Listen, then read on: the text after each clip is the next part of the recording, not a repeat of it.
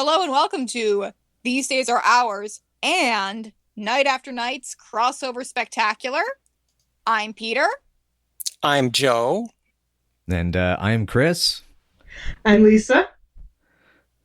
Yes. And we have been brought together by the forces of nostalgia to talk about the Happy Days of Garry Marshall, which was a special that aired on ABC, paying tribute to the late great Garry Marshall, creator of Happy Days, Laverne and Shirley, Mork and Mindy, director of films like Beaches, The Princess Diaries, The Princess Diaries 2, Pretty Woman. The fact that I listed the Princess Diaries movies before the objectively better Pretty Woman probably gives you an idea of how old I am. My order probably would have been Young Doctors in Love first, and that came out when I was like 3. Oh, wow. I think it was 3. I think it was like 3 or 4 when that came out, but I was raised on that thanks to HBO, so. Yeah, I want to just get a baseline opinion from the panel here. What did you all basically think of the Happy Days of Garry Marshall? What were your overall impression? Peter, I'll start with you. I thought it was terrific. I thought it was a very loving tribute to to a very special person who touched the lives of a lot of people and who seemed like a really stand-up guy. I mean, it was definitely like, it didn't focus on some of his lesser works, you know. They didn't bring up Lansky's Beauties. They didn't bring up the one with the angel, Out of the Blue. Although that may not have been created by Marshall. I think that was 2 people who wrote on one of the shows. I should probably check that, and they also didn't mention his later lesser films like New Year's Eve, Valentine's Day, Mother's Day, and honestly, they really shouldn't have, because those films aren't very good, and we want to remember Garry Marshall at his best. So, good call there. Well, it was I was waiting for Johnny Loves Chachi to come up. I was kind of waiting for that to kind of like come up out of the blue. Not only did it not come up, neither the names Joni nor Chachi were actually said out loud in the entire 2 hours. And Scott Baio obviously is still around. They could have gone to him for an interview, and they clearly did not. I wonder if the reason why they didn't go to Scott Baio for an interview was because of the 2018 allegations against him by Nicole Eggert, which were that he sexually abused her on the set of Charles in Charge when she was 14 onwards. I assumed that had something to do with it. I assumed that the special didn't want to have anything to do with Scott Baio in 2020, as I don't think most of us would want to have much to do with Scott Baio in 2020. Yeah. But it was clearly it was a highlight reel of a show where they were just focusing on the happier or more positive aspects of the show, the more positive aspects of Garry Marshall's career. Briefly, on Twitter, of course, we were live tweeting it and wondering if such a thing was going to be mentioned or if it wouldn't be. And they didn't mention Me and the Chimp. They didn't mention Blansky's Beauties. They barely mentioned Exit to Eden. I was waiting to see if they would mention Exit to Eden, and they did. We got a brief clip of the title card of Exit to Eden. That was it. But well, okay, those days movies, those Valentine's Day, New Year's Eve, blah, blah, blah. They mentioned that a little, I think, because wasn't Kate Hudson in one of those? I think. Yeah. Oh, she was. Okay. Yeah, because I thought. Was she the bitter single woman in Valentine's Day, or was that Julia Roberts? Weren't they all bitter single women in Valentine's Day? Wasn't that the whole point? Oh, yeah. I'll work on the research. Hang on a second. Well, I mean, she was in one of them. I remember that one of the plots in Valentine's Day was Taylor Swift and Taylor Lautner being like high school sweethearts. Yeah. Maybe they break up. I don't remember. I was also shocked that Seth Meyers was in one of those movies. Which one was that? Which one had Seth Meyers in it? I want to say Mother's Day. Oh my goodness. Pretty sure it was Mother's Day. Pretty sure. Wait, but from our Night After Night crew, I don't think we got overall opinions of the Happy Days of Garry Marshall. Just what were your overall thoughts? I'll start. Yeah, go for it. I cried like a tot. I cried like a tot. Aw. Mostly because you like seeing that confirmation that someone you admire is a really good person. And you like seeing that, and it was just beautiful. Everything about it was beautiful. And then you see Penny there in footage and go, oh gosh, Penny's gone too. And like, there was a lot of beautiful stuff in the special, and it was a really, really nice tribute to him. And it was a really, really, really nice tribute to all the good things he brought into the world. So I cried frequently. Yeah, and to my end, it was interesting, coming into it a bit later. I wasn't able to join all of you because of the time zone difference, because I'm on the West Coast and y'all East Coasties. But yeah, I really enjoyed it. It was something that was. I have my note here that it felt like very much like grade A mythologizing, to like make sure thoroughly, completely that you cannot ever, do not ever want to see or know anything else. It puts you in this wonderful, like, sweet, like, family album piece. And in doing so, I like that it means that it lives up to its name. It's the Happy Days of Garry Marshall. I mean, it's fluff, but it's well-intentioned fluff. And I have some kind of deeper thoughts about what that means, and especially what I got out of it. But a lot of what really spoke to me about it is just seeing how strongly the ideals of this person were lived in his life. And that, I think, is something very powerful. Like, even noticing, like, because seeing all the emotions on Twitter in the live tweets, and then thinking like, okay, I'm going to probably end up being perhaps a little more cynical. And then noticing straight out the gate as they're starting to almost, like, just to introduce the concept, some of these people they're interviewing are already starting to get choked up, and realizing, oh wow, this is somebody that really everyone misses. Like, whenever they think about him, they miss him so much. And it's like, you have to be a really inspiring person to get that amount of love out of people in return, and so it's really good. I mean, there's definitely some issues I had with it from editorial speaking, because I've edited documentaries and things like that. And so I felt like the first act, there was definitely some parts that were kind of jumped around a little bit. So, some of the transitions from subject to subject are not as smooth, because with that amount of interviews, you would have plenty of connective tissue. But if you're having to make hard cuts for deadlines, you just don't have the time to smooth it out. But I loved it. Kind of piggybacking off of what you said, it's very sincere. It's like, the thing about niceness is that it can be very manipulative. Like, you look at someone like Ellen DeGeneres, who for years had this reputation as one of the nicest people in Hollywood, and then but like, if you've ever worked for her, you've got some kind of you've got a story about how horribly abusive she is to you, and that's being backed up by the fact that she's basically just laying off a bunch of workers with the coronavirus going on. Mm-hmm. So, but this did not feel, well, it felt a little bit manipulative, but not overly so. And it's, you get the sense that everybody working on this, they knew Garry Marshall and they cared about Garry Marshall, and that's why they're doing this.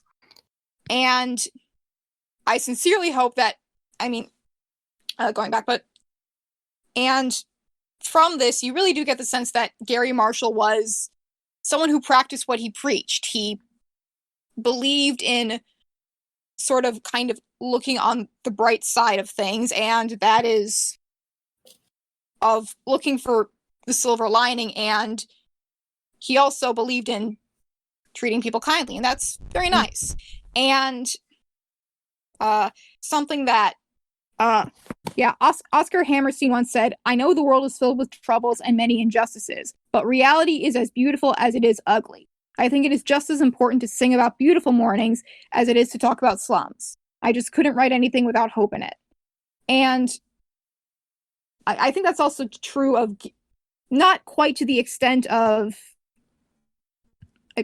I think that's also true of Garry Marshall to an extent. And something that came up a few times in the special was that he believed in looking for he believed in finding conflict in small things in everyday life. He generally stayed away from the fantastic, except when aliens showed up. And yeah.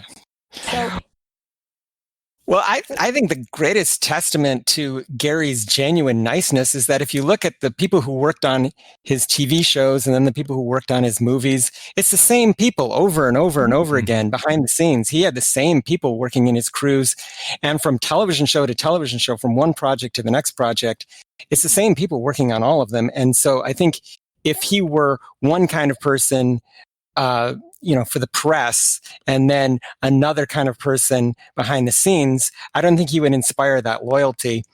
And again, the other name that you see in credits for Garry Marshall's TV shows and movies all the time is Marshall. Other people named Marshall. He had everybody in his family working on these shows. And there's plenty of Marshalls who worked on Happy Days, plenty of Marshalls who worked on Laverne and Shirley. Yes. But not just that, other people brought their family members on.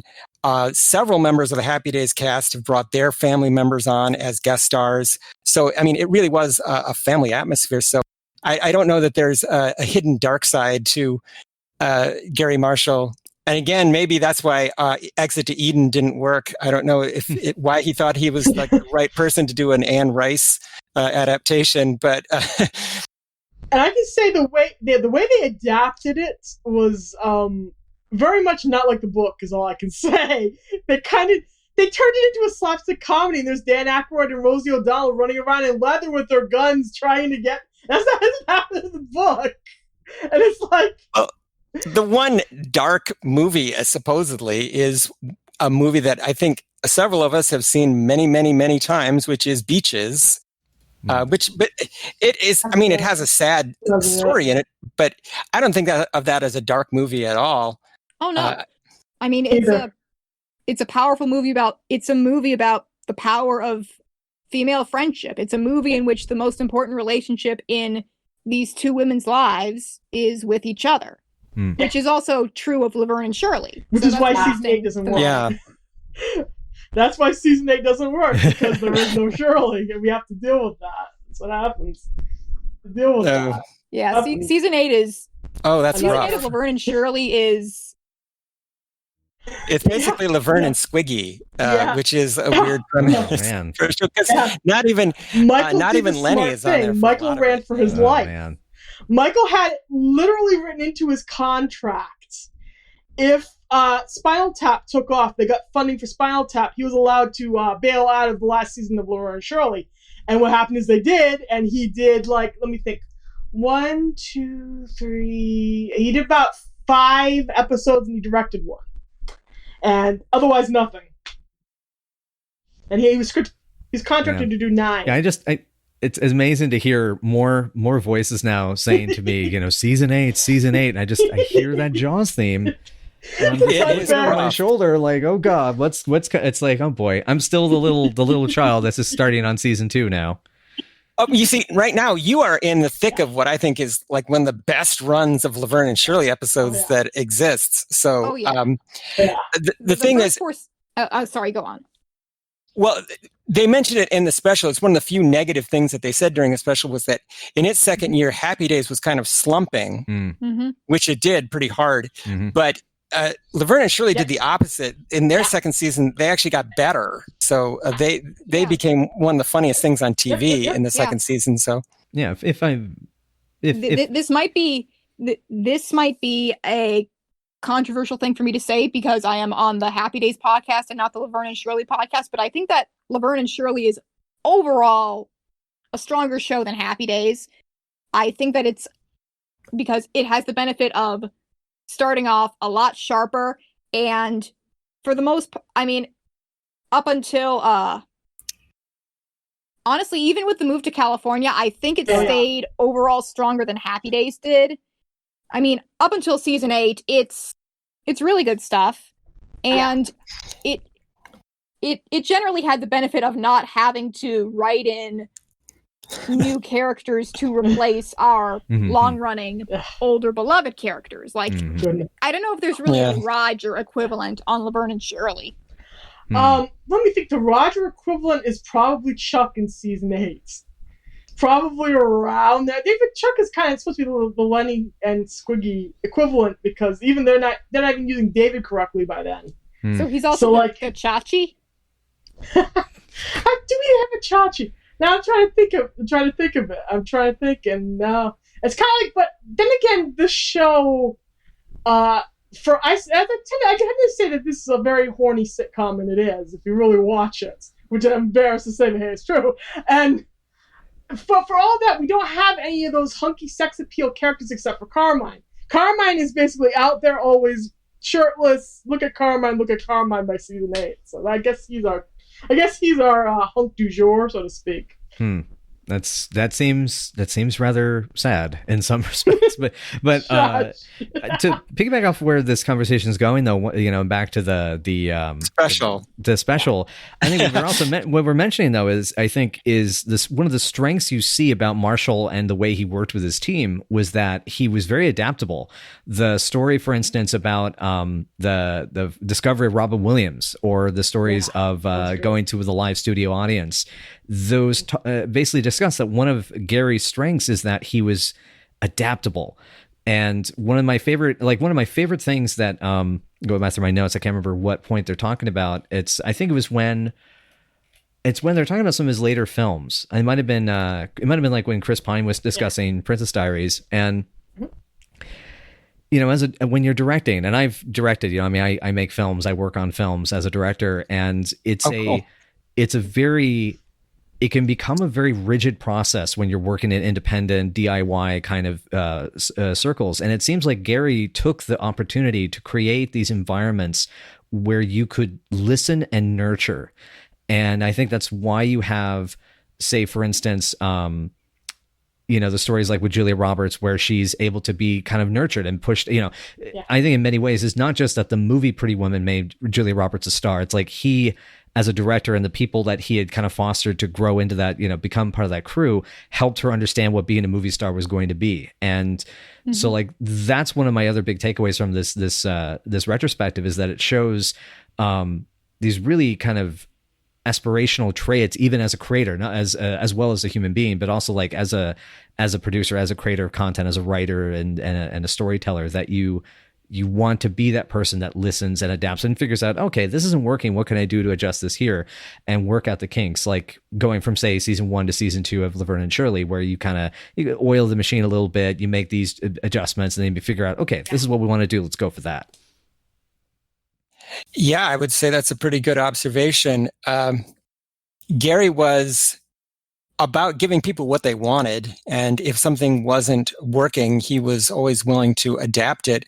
One interesting quote from the special that is resonating in my mind now is that I forgot who said it, but that Garry didn't direct movies; he hosted them.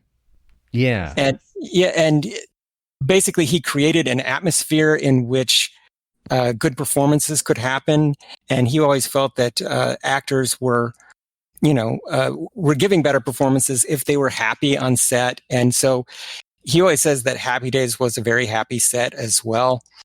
They didn't really go into the negative side, which was that Laverne and Shirley was a famously unhappy set. Mm-hmm. And the one quote that I thought was hinting at it was when Cindy Williams said that she felt she was on the soundstage at Paramount for the rest of her life. I love that quote so much. I love it so much. It's true. The Happy Days actors, as we all know, used to take glasses and press them to the wall and listen to Laverne and Shirley actors fight. That used to happen. That was reality. And yeah. One thing they didn't really mention was, I guess they mentioned it a little about Garry being a teacher, but his set was always like I always thought of it almost being like a little film school, basically, where Anson and Henry and Don and maybe even Ron were learning how to make shows because Garry was very open with them about showing them basically how the show was made. I thought that was... did they mention that much in the special? I can't remember. I don't believe they did. they didn't go hard on that, and they should have actually, because it's really interesting. Because Penny started her directing career on Laverne and Shirley. Michael started his directing career on Laverne and Shirley. Cindy directed one episode. It's incredible. It's one of my favorite episodes. And then she didn't direct anything else, but she also started on Laverne and Shirley. So I think everybody directed on there except for David. I don't think David did an episode. Yeah. Well, speaking of directors, the one person, there's various people who I think were snubbed a little bit. I'm going to talk a little bit about Jerry Paris, but I will also mention another Jerry Belson, whose name flashed very briefly on the screen, I think a couple of times, but he was Garry's writing and producing partner for, I think, about 10 years. And I don't think he was mentioned out loud at all. No, he wasn't. He wasn't at all, which is surprising. And I don't think they mentioned Jerry Paris. I don't even think once. I don't think Jerry's name even appeared on the screen. Nope, not once. So, Garry, I think, started working with Jerry Paris and Jerry Belson. In the early days, they all worked on the Dick Van Dyke Show. And I think Jerry Paris ended up directing 95% of the episodes of Happy Days, and he's not even mentioned at all. But I guess it kind of dilutes the story. I guess if you have, you say that Garry was working with partners or he was working with other people, you want it to be like this myth of the one guy creating all of this stuff. Yeah. And kind of going off of what you said about Happy Days being a very happy set, I'm surprised. I'm not surprised, but I wish that they had talked about Roz Kelly, who played Pinky on the season season 4 opener of Happy Days, Fonzie Loves Pinky, parts 1, 2, and 3, and she was going to stick around. Yeah. There was discord, quote unquote, between her and the rest of the cast and the producers, so she was let go. Yeah. And her only other Marshallverse appearance would be in an episode of Blansky's Beauties. Yeah.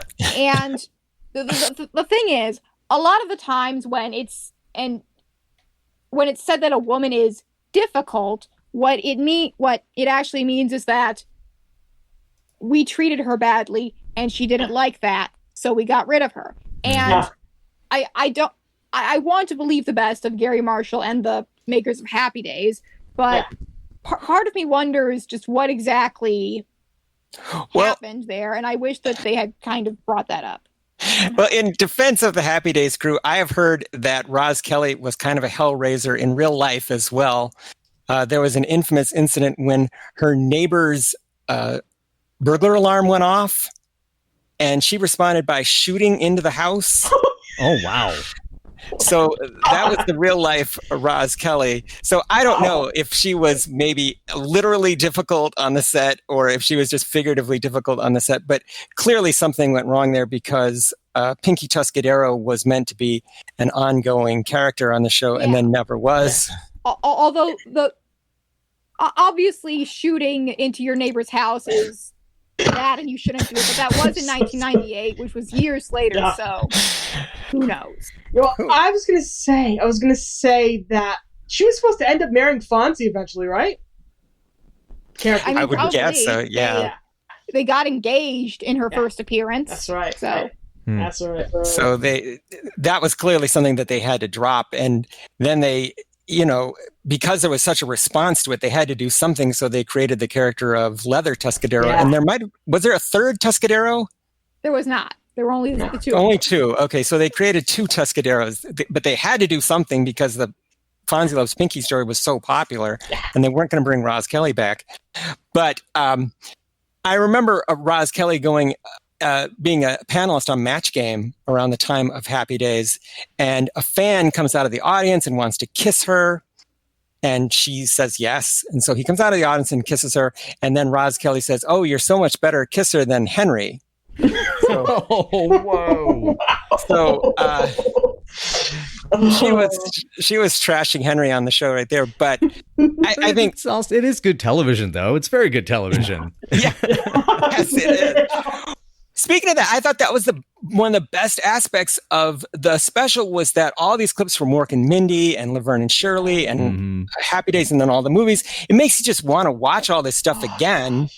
Yes. And it brought me back to the days of VHS when Overboard, Pretty Woman, and Beaches were just like on constant rotation. We watched those films, I don't know, a dozen times a piece or maybe more.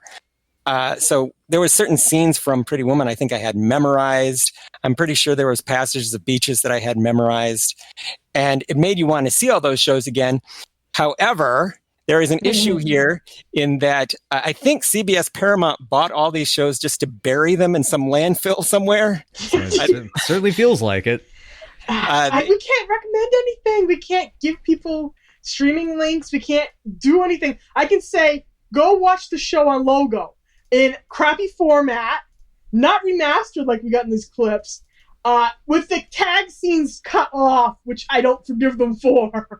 Never. Obviously, we would never condone piracy ever. Oh no, never, ever, no. But I would have to say that's another point that was brought up. The clips used on this special were in absolutely pristine condition. They just looked absolutely gorgeous. They look like they'd been filmed yesterday. They look great.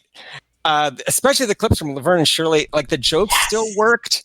They looked absolutely crisp and clear and colorful, and they looked great. So I was like, these shows are ready to go. I don't know if they cleaned up these particular moments just for the special. I imagine that they did a little bit, but I can say from experience, I have almost the entire run of Laverne and Shirley on DVD, except for season 8 and season 7 at the moment. And I can say that remaster is better than the DVD edition that we have. They cut corners a lot starting in season 2 just so they could get DVD sets out. So we got huge song substitution issues. Happy Days is only officially released up to season 6, I think, on DVD. And I think the rest you just have to go looking for it. And I think do the VHS. People just keep circulating the tapes. Mystery Science Theater in the late 90s method. My God, absolutely. So there was one episode, and Peter will remember this, that we reviewed for our show, which was the second anniversary show from season 3, I think it was. Yeah, and it was in pretty crappy condition. But that one might have only. Yeah, what would you say about that one?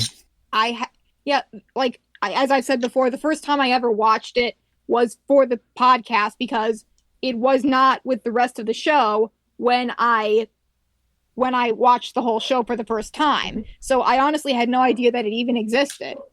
And I kind of get why, because it's a clip show. It doesn't really further anything at all. It's just a clip show. But at the same time, it is part of the show and you shouldn't, get rid of it. Well, it looked like it hadn't even been preserved terribly well, but somebody said, wonder if it's not even in continuity. So we're saying that it's not. We're saying that it's a non-continuity episode. It's non-canon. But all the clips from there looked like they were just beautiful. They were. Was there anybody who you were surprised was not interviewed for this special? I was actually thinking about that. I was actually thinking about that subject, trying to think of who was missing. I couldn't think of anybody who super. I wish they had made contact with and added in offhandedly. But I thought of Bette Midler from Beaches. Bette probably could have been there. Yeah. But that was the other thing I noticed during the special was that Anne Hathaway looks so much like Julia Roberts, and Barbara Hershey kind of looked like both of them. Mm-hmm. And I thought maybe Garry Marshall has a type that he likes to put in his movies. So it's so I didn't know if that was intentional or what. If maybe, although there's a very cute story in the special about how Anne Hathaway was chosen. Yes, that is so adorable. So cute. I loved everything about that. Yeah, he let his daughters decide who to cast as Mia in the Princess Diaries, and they chose her because she had the best princess hair. So cute. So cute. And this was another special that made me like Anne Hathaway even more. For some reason, for a while there, Anne Hathaway gets a lot of criticism on the internet, and I never understand it. I always like Anne Hathaway, so yeah, I feel like with Anne Hathaway, there's a mixture of the fact that I think any actor in the last like 20 or 30 years that makes it big doing Disney films and then makes the leap, you know, because that was the thing when she started doing more adult, kind of more mature content, you know, like on, what was it, Havoc and a couple of other films. Yeah. And people were all upset. And it's like, she even said, if Havoc had made me a success first, this wouldn't have been an issue. But since I made a Disney film first, it becomes an issue. And so I do know part of it was things like that, where like, you know, people were down on it for that. And there were times where, you know, with some actors, they just kind of get cast in certain parts that, you know, that for some reason they raise the ire. And I do think that her coming up in the 2000s, I think, was difficult. And that's actually what was interesting, coming back to seeing these clips, remembering that period, that like, because God, when was Prison Stars? That was like 2000, 2001, something like that. Yeah. Around there. Yeah. Because I mean, it was like this strange flashback, you know, seeing some of the background players and just even seeing like the wardrobe in that picture and seeing how, you know, and how young she is. And it was, it's a relatable flashback to, at least to those of us who are, you know, of the younger generation. Regarding Anne Hathaway, I remember there being a lot of criticism for her around the time where, you know, stars like Jennifer Lawrence were getting big off of, oh, they're so quirky and relatable. And it's like, not like that poised, prepared Anne Hathaway. And it's like, that's the one of the criticisms. None of them are relatable. That was one of the things, like, that she was kind of like the teacher's pet, goody two shoes, like, you know, show offy kind of actress who kind of thought she was better than everyone else. I never got that from her. She was always like so willing on shows like Saturday Night Live and The Simpsons to make fun of her image. Oh yeah. And I don't know. I always thought that the backlash against Anne Hathaway was misplaced. So I'm glad that she came off really well in this special. Now, I would not call this a documentary. Would you call it a documentary? No. They're classing it as a kind of a TV movie for the Emmys. Because this is going to be up for the up for Emmy contention. That'll be interesting. Yeah, I would say front and center, it's a retrospective show. It's a clip show, basically. Yeah. Did you learn anything about Garry Marshall that you hardcore did not know? I did know about the princess hair thing. That was very nice. And the part about Barbara Hershey asking for her face to not be shown at the end of the wishes. I love that story. Just kind of let Bette Midler's face tell the story. That was, I really liked that, and I hadn't known that before. That is so great, because that was something I had not noticed about that part of the film before, but now I'll never not be able to see it. So that was a great story. So I can't say that I learned a lot of biographical details, like, and this year he did this, and then he moved from here to there, and, you know, and then this project was followed by this. I didn't get really a great sense of continuity or chronology from it, because as you mentioned earlier, the story is kind of told out of order, and it's more grouped by emotional subjects almost. It's almost grouped emotionally rather than chronologically, because I can already imagine the the biography version of this story, where it was like, in 1972, having failed to sell Happy Days to ABC, he turned around and he sold Me and the Chimp to CBS, which is what happened. He couldn't sell Happy Days, so he sold Me and the Chimp right back to back. Me and the Chimp is such a story, by the way. It's such a story because Ted Bessel hated being on that show so much, and he was so public about it in the press. I know a lot about that part of it because it was in What Were They Thinking, which is a show about television disasters. Laverne and Shirley season 8 makes that list, by the way, in the book. Oh, wow. As it should. Well, Me and the Chimp. They interviewed David and I think Cindy for that. Speaking of which, listeners should know that if they go onto the ABC YouTube channel, there's a bunch of bonus clips that didn't make it into Happy Days of Garry Marshall. Yes. Including an extra interview with David Lander, who talks about the origin story of Lenny and Squiggy, if people didn't already know how that happened, and how they were Lenny and Anthony, and they played it on a party, and they tell the whole story. And there's a montage about the Happy Days softball team, and they got Vin Scully to introduce that part of the documentary. And so obviously they had to cut a lot to get it down to 2 hours. Mm-hmm. I love that bit about the softball team. I love that bit about the softball team so much. That's probably my favorite out of all of that, because I already knew a lot about how Lenny and Squiggy were put together because they researched that for the podcast. We talked a little bit about that in the first episode.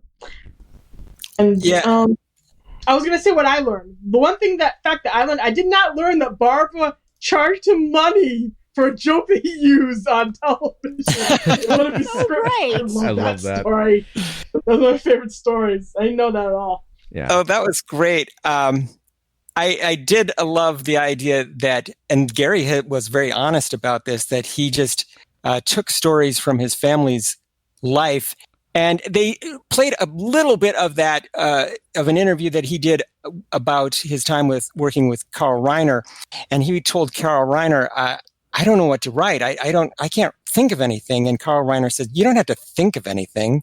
What happened to you? Name an embarrassing thing that happened to you. And then he's told an embarrassing story. He says, that's an episode. Name something embarrassing that happened to one of your kids. That's another episode. So you don't have to actually write anything for sitcoms. You just borrow from your life and you turn that into episodes. So yeah, which is I thought that. I was just gonna say. I mean, that's obviously has done really well for both sitcoms and comedies and dramedies, for decades. And it was definitely a well learned lesson, I think, with Garry. He's was able to carry such a humanity through all of the work that he did, succeeding that. Yeah, it gives everything just that air of authenticity. By the way, that narration that Garry does all through it, I have heard it is from the audio book of his biography. Is that true? Yes, that was confirmed by a friend of mine. It seems to be from that. I know he wrote several books about, I think he wrote two memoirs, unless I'm completely forgotten. Yeah, Wake Me When It's Funny, and I think. I'll have to look that up. Yeah, I know there's one for sure. Well, you couldn't really have a Garry Marshall special without Garry's voice all the way through it. And in fact, towards the end of the show, there was what I expected, a montage of people imitating Garry. Because when you talk about Garry, you end up talking like Garry. So, there was no way to do it without Garry's voice. So I was glad that they were very fortunate that there happened to be this audio book of him talking about his life, so they could use that as the backbone of this special. So they got very fortunate there. As a documentary maker, you would be very appreciative if you had something like that to work from. I'm doing this biography of a director who was from Bulgaria, and he had a very thick Bulgarian accent. And a documentary was also made about this guy, but unfortunately he hadn't recorded an audiobook about his life, so they had to hire an impersonator to talk like him for the whole movie. So it works, but it would be better if you actually had, vintage recordings of this guy talking, which is what you had here. I have not read Garry's memoirs, either of them, but shame on me. I guess I should. I've read them. I've read one of them. Yeah, it's research for your next your next big project. You have a summer coming up. You have time. Right. Well, I feel so guilty because Anson Williams wrote a book. Marion Ross wrote a book. I'm pretty sure Henry Winkler has written more than one book. I know. Well, when we finish season 11, we can have a book club. Yeah. Yeah. There you go. There you go. Penny Marshall did a book, and I don't know if either of you have seen if any of you have seen the commercial that was done for Penny's book. Yes, it's Fred Armisen. Yes, I have. I've seen all of them. And that was one thing that was wonderful about the Penny's archival appearance here, is that Penny was already in her tiny sunglasses phase. So she has her trademark tiny sunglasses. And if people are looking for information about Garry, one of the best sources is, I don't know if you guys consult this in your research at all, too, but there's a YouTube channel called Foundation Interviews. Yes. Yes, we do that. We use them a lot. Yeah, I get so much of my research from that. And Garry did hilarious interviews. Gary's a very good storyteller. And Ron Howard did an interview, and Henry Winkler's done interviews, and lots of the people involved in these shows. Cindy and Penny actually I think did a joint interview. Yes, which was great. And yeah, there's a really good one where there was a writer from Laverne and Shirley and Happy Days, and he completely dishes on the backstage drama on Laverne and Shirley. It was Lowell Gantz. Was it not Lowell Gantz? It might be. It's Lowell Gantz. I'll tell my Lowell Gantz story. In the biography of Laverne and Shirley, which aired on the Biography Channel, aired on A&E back in the day, he described his first directing gig, which was directing for Laverne and Shirley. And he said it was like losing his virginity to a mean lady. I love that story. Yeah. Well, okay, that though brings something up. Where was Babalu Mandel? Come on, Lowell Gantz shows up and you don't get Babalu Mandel. What was he, too busy? I'm guessing. I gotta guess that. I gotta guess what was going on. Because I always think of those guys as working as a team. And they kept working as a team, after those shows were over. They kept writing movies. I think several of Ron's movies and maybe a couple of of Penny's movies. So back when Ron Howard made fun 80s movies and not terrible Oscar bait. I mean, not to be mean, but Hillbilly Elegy is a terrible book, and I don't think it's going to be a very good movie. And I lost a lot of respect for him when I found out he was directing it. He is? I didn't know he was. I didn't know that was his next project. Well, I personally, I want to just go on the record and say that I do not blame Ron Howard for Solo, a Star Wars story. That project was a wounded beast. He just came to take it to the vet to have it put down. I've heard good things about it. I've heard bad things about it, but it's got to be better than Hillbilly Elegy. It's going to be. Seriously. There's an entire section in that book where the author complains about poor people having cell phones. Oh boy, it's one of those books. Awesome. I'm one of like 5 people who have not read that book. Well, I will recommend Frost Nixon, which Ron directed. I liked a lot. I thought that film was terrific, and it was my favorite film that year. And I thought Ron did a wonderful job of directing it. Those Da Vinci Code movies, I couldn't get into those either. No, not at all. Yeah, and I did like his Rush. I felt was pretty good. The race car driving thing, the Formula One racers. Oh yeah. With Hemsworth and Brule. I just looked it back up again because I forgot who was in it. That was the only problem. I remember Chris Hemsworth was in it, but couldn't remember who else was in it. And I guess that's the thing with Ron is that a lot of his films, I feel like since like the mid 2000s have been pretty forgettable. Like it's kind of the. When he stopped working with like Lowell Gantz and Babalu Mandel, and he stopped making those movies that people like associate with him, people think of, And he made a movie that won him an Oscar. So. Oh yeah, what was it? It was Beautiful Mind. Mm-hmm. Beautiful Mind. And that kind of changed everything. I mean, I can't believe that still makes me like in shock. I mean, this is I will leave this tangent here, but I can't believe Akiva Goldsman has an Oscar. This is the guy who wrote the Lost in Space movie from '98. For goodness sake. Come on. And now they're trusting it with all the Star Trek. Anyway, I'm done. Sorry. Well, that's the thing about Garry Marshall was that they didn't dwell on, but it was true. Garry was never a critical darling. His shows generally did not win Emmys. In 11 seasons, Happy Days won 1 Emmy. It was for editing. Wow. Which is one more Emmy than Baywatch has. But Mork and Mindy, nothing. Laverne and Shirley, nothing. They got 1 nomination for costumes. 1 nomination, didn't win. I think it was costumes. Nominated for costumes. Well, they had great costumes on there. Yeah. But he had worked on the other side of the critical tracks. I mean, Dick Van Dyke Show got not only good ratings, but it got good reviews. It got Emmys. Mm-hmm. Odd Couple got Emmys, and it got good reviews. But he was told by someone else in the writing profession, he talked about writing for Lucy in the 60s, and he felt a little bit after working on Dick Van Dyke that Lucy was maybe a little beneath him critically. because he had worked on this smart show. It was the kind of show that critics talk up and they give Emmys to. And now he's writing slapstick comedy for Lucy. And somebody said to him, Garry, the Lucy shows that you're writing now, they are going to like pay your mortgage. So and so that changed his perspective on things.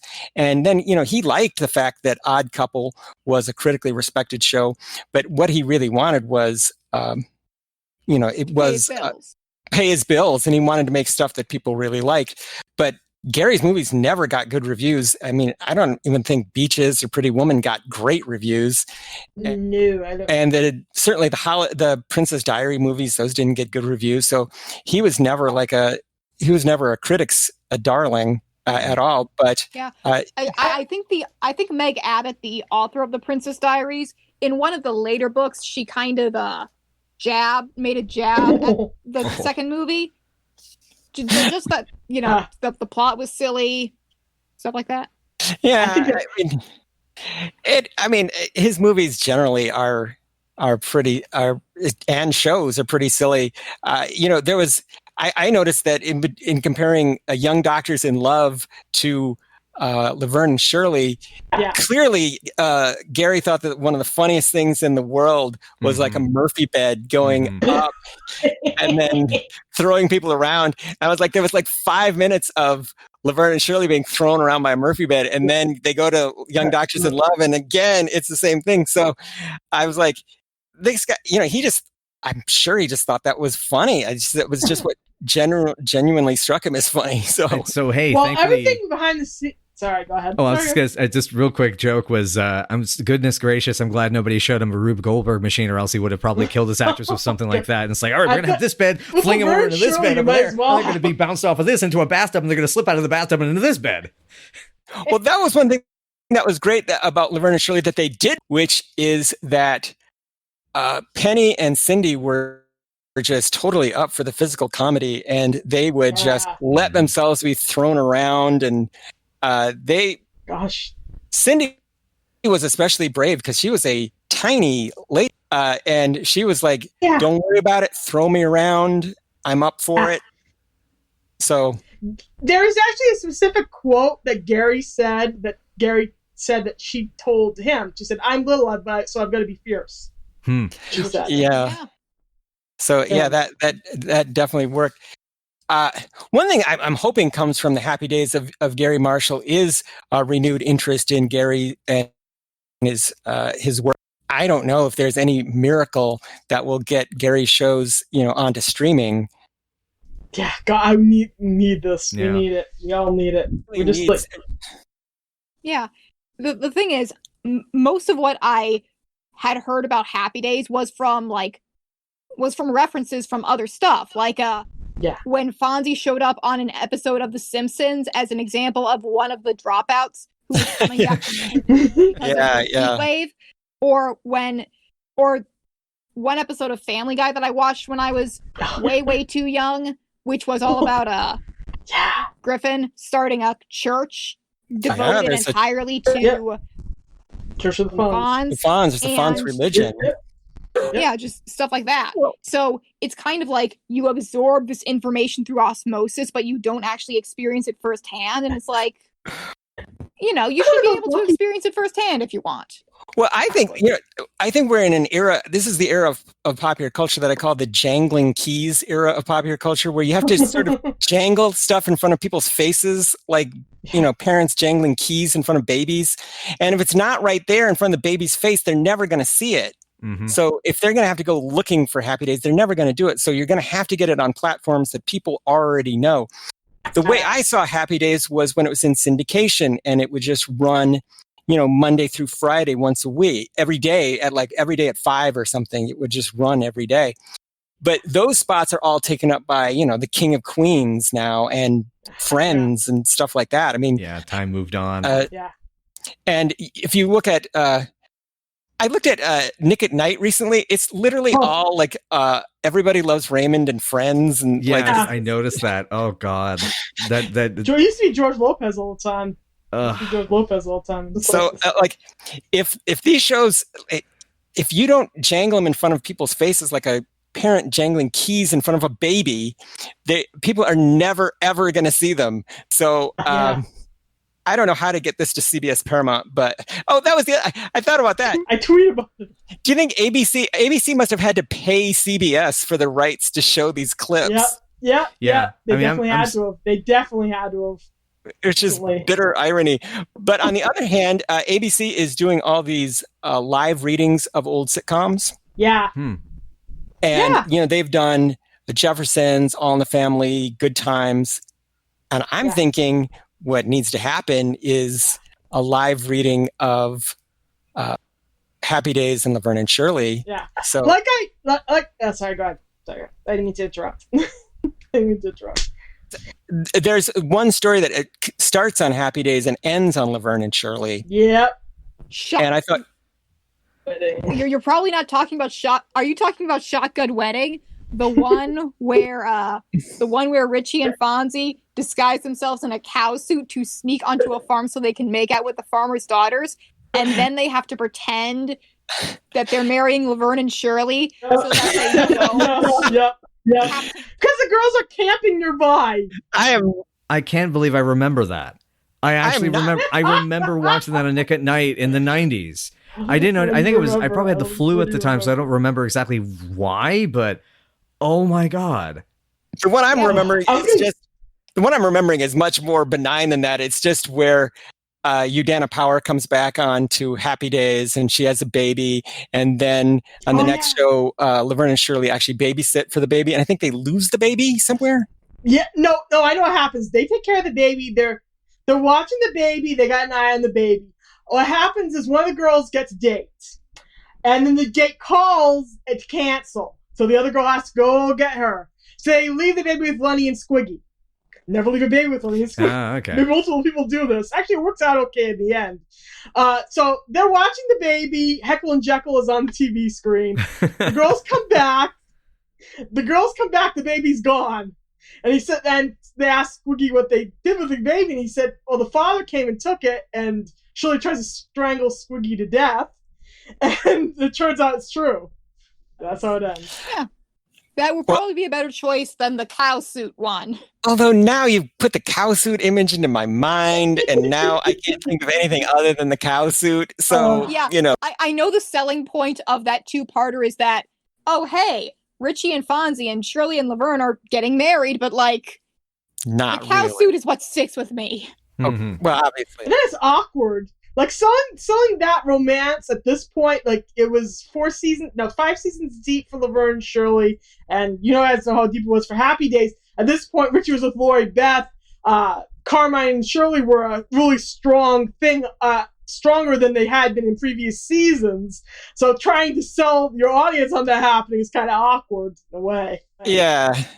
But, I mean, I think ABC was pretty shameless at the time in coming up with big events that would get people to tune in. And they were all about those promos, being narrated by Ernie Anderson. They would have Ernie Anderson narrate some very hyperbolic promo.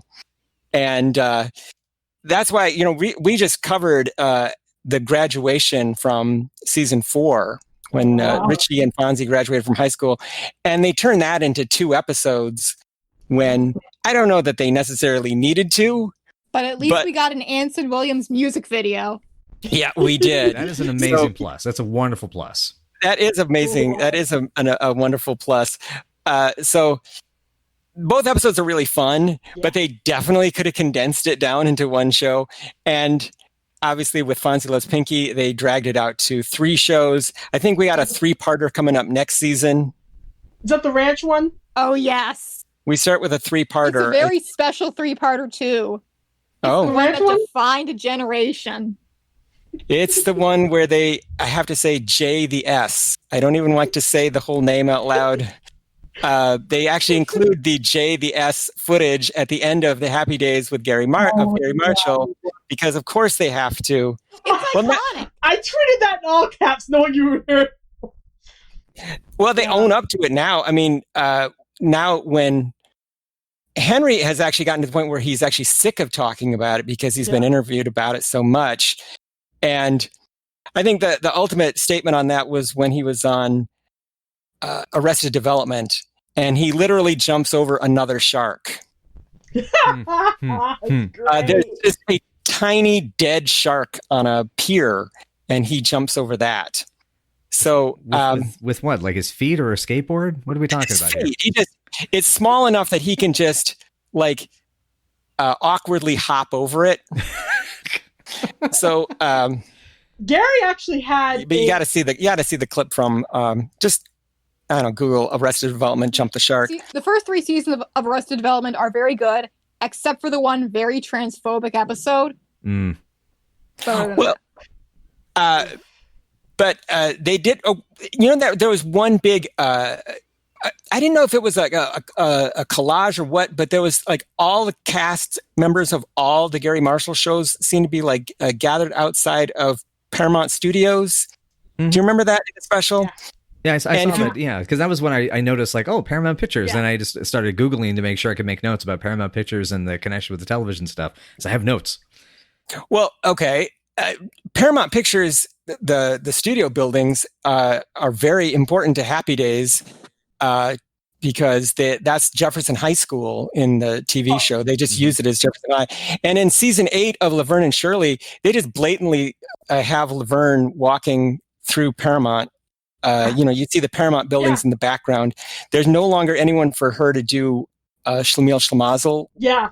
That's right. Yeah. I saw that the clip. Yeah. Most depressing sight in a way. In a way, it's cute. And in a way, it's depressing. Well, she leads a group of kids, like in saying the chant with her, and in the background, you just see Paramount in the background. So they didn't even try and disguise it. They gave it as much effort as it deserved. They were like, the thing that bothers me about that is the sitcom leading the group of kids across the street. That is Mary Richards from the Mary Tyler Moore Show. She did that in the credits. That was Mary's thing. It can't also be Laverne's thing. Yeah. What I was about to say about that was that Penny fought so hard against doing season 8. She literally tried to hide it in a house so Paramount wouldn't force her to do season 8, and they threatened to sue her. So she fought. Well, come to think of it, Laverne was the Penny Marshall appeared on Blansky's Beauties, but Cindy Williams did not. Yeah. And I wonder if that was a contractual thing or just a case of, Garry's her brother. She's going to do him a solid. I think it was, in that case, it was a solid. I think it was like, I think everybody just felt sorry for Blansky's Beauties and went on there out of pity. But they don't even. But okay. But in that big group shot of all the Paramount, of all the Garry Marshall people at Paramount, you do see the cast of Making It with David Naughton, and I was like, and Making It is not as bad as its reputation. It's not as bad as its title. Making It is a show. Seen a couple episodes. It's not bad at all. The theme song was a monster hit. It was a huge hit on the charts. And but the show is not terrible. It certainly doesn't deserve to be listed like along with Me and the Chimp and stuff as like one of the worst shows of all time. Me and the Chimp definitely does deserve to be listed there. I wonder if any of you, I tried to get Peter to watch this, but without great success, was Angie. Oh, I've heard of Angie. I've heard of Angie. I've seen a couple episodes of Angie. It's okay.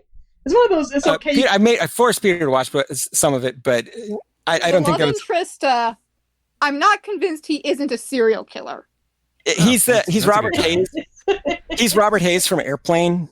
Yeah. So it's Robert Hayes from Airplane, and his deadpan effect was used to great effect in that movie, but like in Angie, it just comes across as creepily intense. Oh dear. Well, I thought the good part of Angie was actually with Angie's family.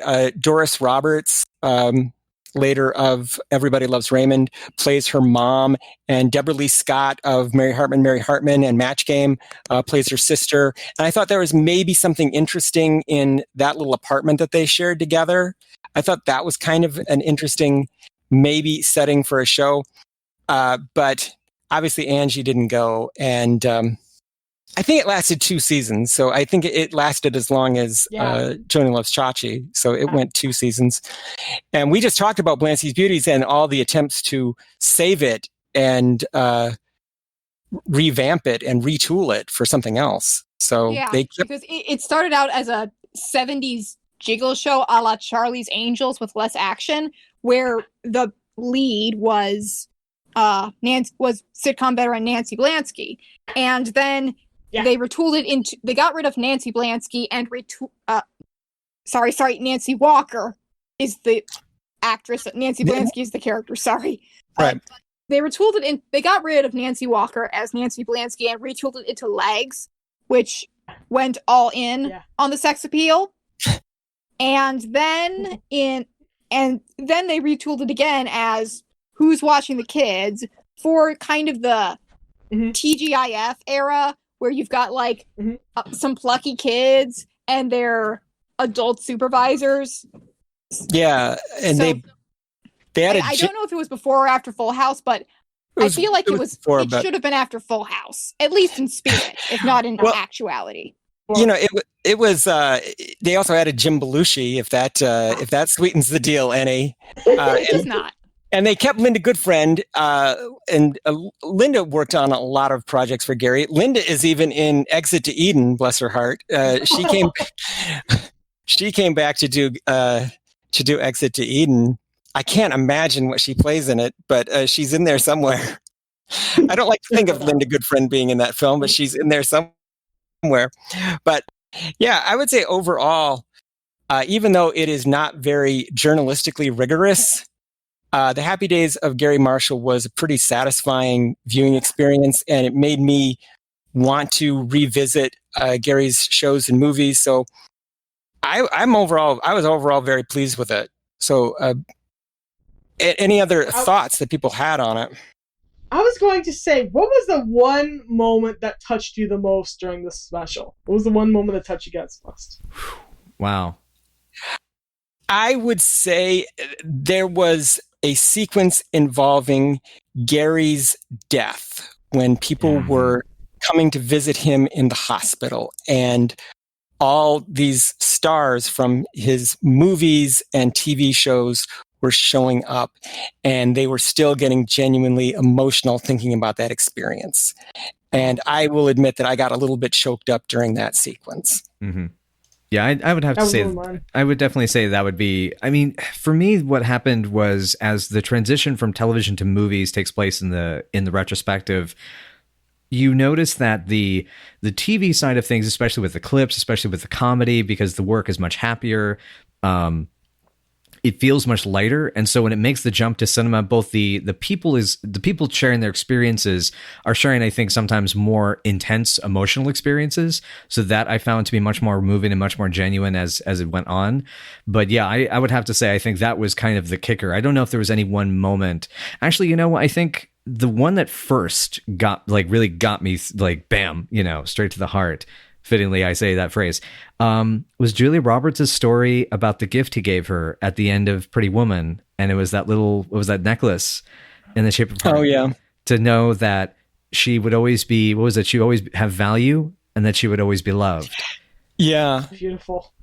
Yeah. And I admit that I got a little bit, like, I got choked up at the end too, where it was just this retrospective of things that he had worked on and of clips from things that he had worked on.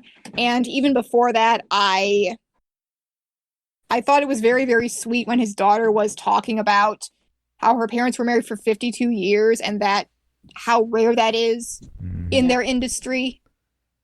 Because because it's show business, and of course you think of people getting divorced every couple of years, and of course they had and more than that, they seem to have a very loving, functional relationship, and so it's not just that they stayed together; it was that they seemed to genuinely love each other, and that was why they stayed together.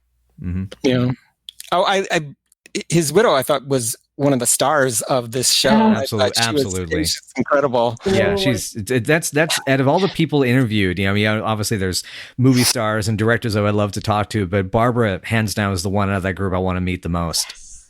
Yes. Yeah, I almost was thinking that maybe when somebody started doing the research for a project like this, and maybe they ran into Barbara and she started talking, that's when you start to think, oh, maybe we have a show here. Maybe we have like a special here. Yeah.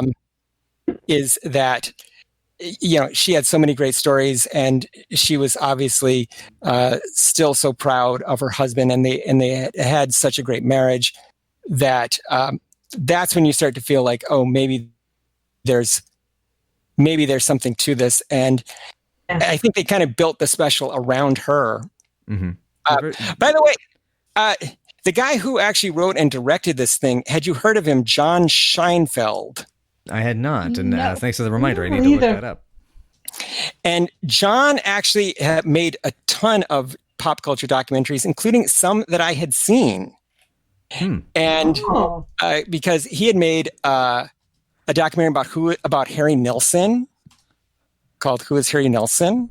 Oh, I've heard of the. And embarrassingly, because he couldn't get her on this show, he made a documentary about Bette Midler. So what was going on there, John?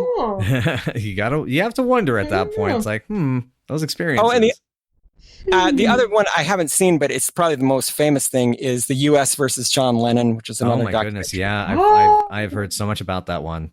So the one that I had seen was "Who Is Harry Nilsson?" What did you think of it? What did you all think of it as a piece of filmmaking? So I have my Go ahead. Yeah. Okay. Just gloves off. I'm gonna use my words. I'm gonna use my words. Nope. It's a case of where, if comparing how I like to usually work within, especially editing documentary narratives and kind of promotional narratives, I do like to have something that's perhaps a little more fluid. It did at times feel, it gets better, I think, as it goes on, because I think they prioritize the movie star portion of the second half. So a lot of the early stuff gets kind of choppy. So that's definitely technique wise what I can see. I have some notes actually about that, which is, it's a case of where you sort of feel, it feels as definitely there's having to get like a rush to the good stuff, which I felt was a tad unfortunate, because when it comes to, media history and focusing on people who create stuff, it's really common to know their goal period. And that's a very typical like biopic thing of like, we're going to do the Johnny Cash thing about the Folsom period. We're going to do the Elton, and that's why like, movies like Bohemian Rhapsody and Rocket Man, they focus on like these key aspects. Like I'm intrigued by like, when you decide to find some more abstract or some simple small scale thing. But that being said, I mean, technique wise, I thought it was really good. They have an amazing sense of timing. I mean, whoever was working with as the editor, because with this type of work, that's a very intimate creative relationship between the director and the editor, where they're inspiring each other, because I'm saying this having just come off of a tribute band documentary from last January is when we wrapped up. And we basically, that was the thing, is she would give me a note and I would have an idea and we would just kind of figure out together what it is. But I would say that ultimately my biggest takeaway, cinematically, is that as much as it feels like this kind of like emotional, like almost like assault after a while, because it's like, there's so much like, it's the same way you get like explosions in a Michael Bay movie. You're getting emotional, right. Like, oh God, like this little heartwarming thing. And then like the story of Chris Pine, and, he shows up on set and there's no one there. And he's asking the makeup artist. Oh, and the parade. Parade. And then like, out of nowhere, you get the story of the parade and you realize what that, because as goofy as that is, there's the heartfelt reason why that's happening, which is that he's saying, what is it? Making movies is hard. We might as well have fun doing it. And like those sort of things just kind of, so I feel like that build up, it earns that, because I guess what I mean is in the hands of someone who is, I think, as you were saying, like it was very sincere. I think someone more insincere or more directly manipulative wouldn't have earned that montage at the conclusion about the end of his life. Because I mean, I've heard a lot of stories. I mean, we as people who love folks in media, actors and filmmakers and writers, we've heard a lot of stories recently of people who've passed on in the last few years, and it reminds me of like. Of course, I have to, if I'm going to be on here, I'm going to have to mention some horror director, which is when George Romero passed away a few years ago. Right. Someone mentioned that he got to go. People were like, mourning his loss, and someone brought up, I think it was might have been someone who knew him actually, that said he was able to pass away peacefully, having said goodbye to his friends. And when he knew he was going to go, he said, "Put on my favorite soundtrack and just let me go." And so he got to say goodbye to his wife and to all of his closest colleagues and go out peacefully in his sleep, listening to his favorite music from his favorite film. And it's like those kind of stories, carry. And that's what it feels. That's what I love about the way that concludes, the way they do, as much as it's intense, Richard Gere even saying like, I surprised myself how much I still feel this. Yeah. But it's a case of it. I guess what I mean is it gets to a wonderful conclusion. I've had this note. I've been sitting on this for the whole time. No, go ahead. I feel like the biggest takeaway is that this is not just to honor someone who was great to a lot of people, but I feel the goal was to inspire us to want to be like him, to aspire to that level of heart and family and connection and dedication, and to not do it because you want them to love you, but because the world is very difficult and we all feel very unloved, and he just wanted other people to feel loved. And that's what was my takeaway. So, yeah.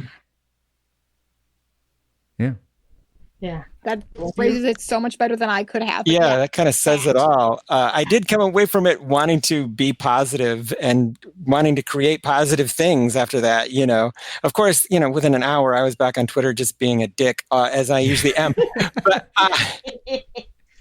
it makes you want to, it's a real case for creating positivity and creating positive art. It's not to be too lofty. It's almost like Sullivan's Travels, So it's a little bit like that at the end, where the Mickey Mouse cartoon makes Sullivan realize, the importance of creating populist art. And so, that was Garry all the way. I would say as a piece of filmmaking, it's pretty plain. It's not really artful. There's documentarians who get way more into in the way of their subject than he does, than John Scheinfeld does. And I would imagine, based on this and Who is Harry Nilsson, which is all like talking heads and people sharing stories about Harry, that I would imagine that John tends to be a pretty low tech or low key, low concept documentarian, not one of these people who very much he didn't make himself part of the story at all. So, that's what I would say, is that he wants the material to shine and not the technique of making the documentary. So it's not a flashy special at all. I think it's very plain, but I think he gets the job. If I may, to interject, is that although perhaps not as creatively flourishing, it tries to do in some ways what Garry also himself did, is that you find a niche and you try to do it to the best of your ability. And although there certainly are places for improvement, I agree. I do feel like the edit was at times incredibly smooth, which some documentaries do not do very well. Yeah. I know nothing about filmmaking, but I found it made me feel things. So got the job done then. Yeah. The one thing I wish could have been in there, and maybe they just couldn't license it, was Garry's performance in the movie Lost in America. He's so good in that. And when he died, I think that was about 3 years ago, that was one of the clips that was circulating the most on social media. And I know Albert Brooks tweeted about that. And I thought, that would have been so nice to have that clip. But, obviously you can't have everything, because where would you put it, honestly, so you can't have everything. And obviously when you have a career where you made all these sitcoms and all these movies and you only have really 2 hours to tell everything, obviously a lot of stuff doesn't make it in, and they would have to pay extra for that, and maybe they didn't feel like it. So, oh well. Garry actually became kind of a good character actor in his own way. He didn't do a lot of acting, but he was basically being himself, and he's funny being himself. He's funny as himself, basically in A League of Their Own. And he played a network executive on Murphy Brown, and he was pretty funny doing that. Yep. And he did a great Simpsons episode where he plays the owner of a zoo. Yeah. I was looking up his credits while we were talking, and one of the things I love is he's one of the studio executives, or the studio executive from The Majestic, which is also, which is wonderful, and it explains why I found his voice so familiar. Yeah, he really, because of those performances, he became a public figure, and they didn't really. There wasn't time to focus on that. We talked a little bit about his recently on our podcast. We talked a little bit about his role on Blansky's Beauties, where he gave himself a regular role. Oh boy! Yeah, he played this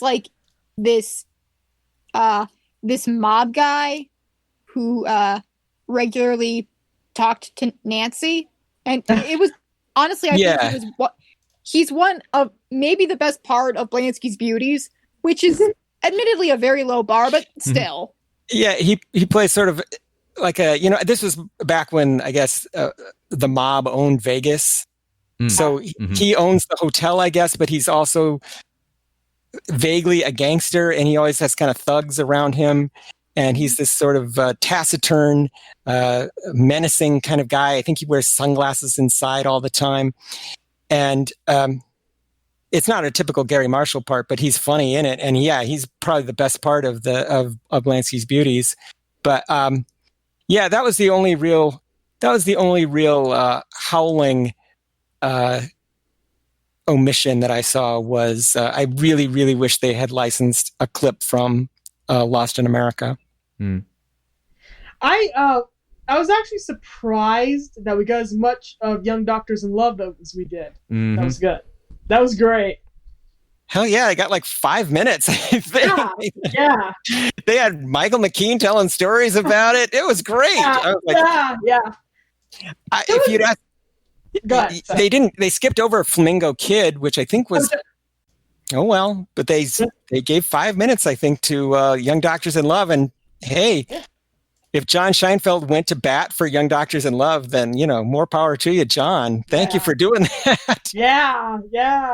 Yeah, I think the Flamingo Kid gets mentioned briefly, which I'm glad it did, because I had forgotten. I was looking that up as well. That was also the first film to receive the PG-13 rating. So hey, you got to be a part of a little bit of cinema history there. Wow, groundbreaker. Wow, but that's kind of a sweet, quirky little film that maybe does not get all the attention that it deserves. But oh well. Yeah. Looking at the cast, I definitely need to give it a look. I mean, if you got Matt Dillon and Elizondo, Richard Crenna, even Fisher Stevens in there, I'm definitely going to give that a look. And I was speaking, you just mentioned him. I was so glad to have, you couldn't do this without Hector Elizondo. He was wonderful. And Hector was so good in this. And they didn't tell the story that I wanted him to tell, which was that Laverne and Shirley drove him off the air in the 70s. Yeah, that's right. I saw you mentioning that.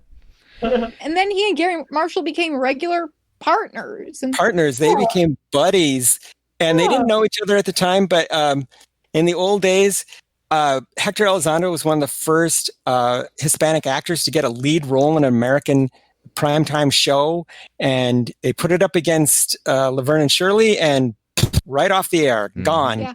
So were they intentionally setting it up to fail? CBS didn't know what to do against Happy Days and Laverne and Shirley. Yeah. They just sent all kinds of shows to the slaughter. This season, I've been researching, and I keep finding more about it, a show called Who's Who, where they put Dan Rather and Charles Kuralt and a woman named Barbara Hauer in a news show against Happy Days and Laverne and Shirley, and they're just getting their asses kicked every week. So they didn't know what to do, but they kept trying. Sorry, go ahead. I was going to say, ultimately, what ended up leading, specifically the downfall of Laverne and Shirley, is they moved it away from Happy Days. They moved it out of that block, and they thought it could, lead its own night. And things went downhill at season 5. They did the California move, and things were okay. And season 8 is all I gotta say. Well, now then this gets into an issue. The Laverne and Shirley infamous time change gets mentioned on Mork and Mindy. I think Mork actually talks about it. So for him, is Laverne and Shirley a TV show, or is he in another dimension, or what? Okay. It is. Here's my theory. Okay. Happy Days and Laverne and Shirley exist within the Marshallverse as TV shows created by Richie Cunningham based on his growing up. So he went on and turned his experiences into shows, sort of like the guy from the Waltons. Turned his shows. Okay, I gotcha. So in their universe, because obviously, in our timeline, 20 years or so have transpired between Happy Days and Laverne and Shirley, and Mork and Mindy would be taking place like 20 years later, or 15 years later. Mm-hmm. So, there's also a fictional show within a show called Laverne and Shirley. Okay. And it also had its time slot changed. Interesting. Okay. Okay. I can see that. Oh, but now that we're bringing up Mork and Mindy, another person I was so glad to see, and she was just a delight, and this was Pam Dauber. Oh, she was Pam. Yeah. Oh man. Yes. Yeah. Pam is. Yes. Yeah. Actually, get Pam Dauber. Yeah. Go ahead. I was just gonna say, Mork and Mindy was actually my first Marshall show. I was probably like 4 or 5. I was about 5, I think, when I first saw episodes of it, and my parents loved it. So they were like, Christopher, you got to watch this. So yeah. Well, I came away from that saying, like, get Pam Dauber another show. Get her on something. God, get her on something. Get her another show. Yeah. The last time I think she did anything. She's 100% Pam Dauber. Get her on something. Yeah. So I think the last time she did anything was that guest spot on Robin Williams' last show. That's right. That's the last thing I remember was her doing that guest spot on Robin's show that he did with Sarah Michelle Gellar. Yep. And it got canceled after the first season. Yeah. So I was like, Pam is like ready to go. She's like good to go. Like, put her in something. Come on, networks. There's so many channels. There's so many streaming services. There has to be a place in this world for Pam Dauber. Put her on something. Yeah. Mm-hmm. This. Yeah. All of this. I did have I had one more thing to mention about Mork and Mindy. This is a kind of a personal piece of trivia, but I thought was kind of interesting. Was I'm fairly certain that the commercial for Star Wars that they used to set up the Mork and Mindy segment, I think is the same TV spot that my mother described to me shot for shot in detail when I was a kid, saying, this is how I saw Star Wars for the first time. Was all I saw was this one commercial, and these were the 3 things that I saw in it. It was, and it took me years to track down the final spot to and actually track it down. But that was cute to see. Like, that was the one. Wow, that is amazing. That is amazing. Yeah, so it's so cool. It's cute because usually most of the TV spots you find are the ones that were more common, and so you would have to like track down the ones that were kind of towards the end of its run, I think. Well, this special, Happy Days of Garry Marshall, if nothing else, is this great collection of footage, and some of these outtakes I had never seen. Oh my God, so those were amazing. Yeah, so good. They clearly had the keys to the kingdom here. John Scheinfeld. When Anne Hathaway was talking about how she kind of hoped that Julie Andrews would flub a line because then Julie Andrews would curse and she'd get to hear Julie Andrews curse. Yeah. That. I wanted 20 minutes of that. I mean, I wanted 20 minutes of Julie Andrews cursing on the set of Princess Diaries. Julie Andrews saying shit. Yeah, there needs to be like a documentary which is like all like the crisp, elegant ladies of cinema, and their foul mouth, things, like clips of Julie Andrews swearing. Is Judi Dench, right? That is the cross stitching. Yeah. Like, have those compiled together, just give me an hour of that and I will pay $15 for that. That was wonderful stuff. We get some bloopers, I think. There were some bloopers, but that could obviously, unfortunately, the bloopers from Happy Days that are on YouTube right now, they're like it's stereotypically, filmed on a potato. It looks like, it's like 9th generation copies. So I'm sure there's much crisper versions of these things out there, but there's some great ones, including one where Marion Ross and Henry Winkler are just making out through an entire scene. Yeah. I specifically remember that from Dick Clark. Dick Clark showed that one like multiple times. Yes, that was a classic from the TV bloopers of Practical Jokes. Yeah. And Henry and Marion are just ignoring the scene going on, and everybody else is like doing their lines and stuff. I have to imagine there had to have been all kinds of mishaps on Laverne and Shirley as well. I'm gonna bring that up. Yeah, I was gonna bring that up. They have reels. There are several reels on YouTube. You can actually watch them in Shout Factory, similar potato quality, and there's actually a blooper reel on one of the DVD sets, but I don't think it was remastered. I can't remember. Probably my favorite blooper of all time from the show was when David can't get out the word steam ream the pits. He can't get the words out, and everybody's cracking up, and everybody's losing. My other favorite is from Perfidy and Bloom from season 7, where David was apparently sticking his tongue in Penny's mouth and cracking her up when they were supposed to be kissing. And he's just like losing. She's just like losing it, and she says when they come back from the reel, I think somebody was trying to stick their tongue in my mouth. That's what I remember. Bloopers. Wow. Yeah. All right.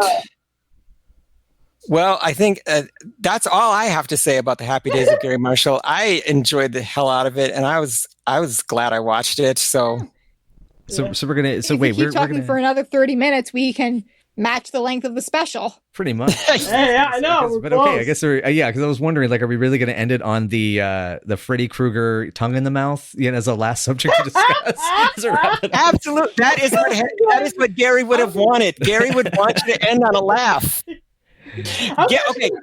The thing that we've noticed in Happy Days, and it's going to come up huge in a show that we're going to record in a couple of weeks, is that Garry would force happy endings onto episodes of Happy Days, even when they were totally not warranted. Like, he could not end an episode of Happy Days on a down note. So, like, something wacky is going to happen in the last minute of every Happy Days episode so that they can go into, these are such happy days, and then they can go into the credits. Yeah. So he would completely end it on the dumbest, goofiest joke possible. So I guess that's that it. Well, if you have calming words of sage wisdom that you think that, they ended the special on calming words of sage wisdom, but the only thing for some reason that comes to mind is drink more Ovaltine. That's all I got, man. I was gonna say something about how I came into this kind of sitcom universe. Like, when I was 3 years old, Laverne and Shirley was my favorite show. I was a very, very, very, very tiny little girl. And I used to watch it rapidly. It was just right at the end, right before season 8, mind you. This is right before season 8, mind you. And to me, like, the reason why I keep coming back to these shows, I came back to it in my 20s when they were showing the show on TBS, and then Block Party Summer was happening at Nick at Night. I came back to it now, like, during this whole pandemic mess and everything else, because it's so, like, it's comforting in a way. It's extremely, like, it's like sitting there wrapped in a blanket, and that's what I think of when I think of Garry Marshall's work. It's like being comforted. It's like sitting there wrapped up in a warm quilt, and everything in the end is going to be okay. And that's what I think of when I think of this. Yeah, Garry's shows came on during an ugly time in American history. We'd just been through Watergate and Vietnam.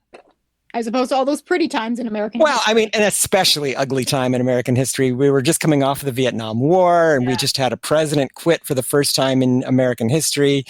There was, gas shortages and Watergates and Vietnams going on all over the place. Yeah, and actually, I have a note about that Ron Howard says. Here we go. The innocent birth of the rock and roll period. I'm like, oh boy, revisionism.